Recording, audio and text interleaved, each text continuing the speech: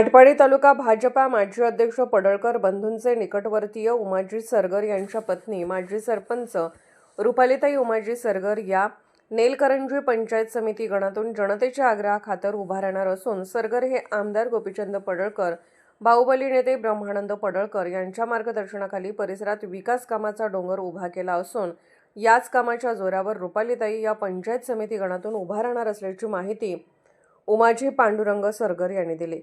रुपालीताई या पती उमाजी सरगर यांच्याप्रमाणे जनसेवेचा वसा घेतल्याने गावामध्ये विविध उपक्रम राबवून या परिसरात एक अभ्यासू नेतृत्व म्हणून रुपालीताई यांच्याकडे पाहिले जाते। जनतेतून त्यांना उत्स्फूर्त प्रतिसाद मिळत आहे।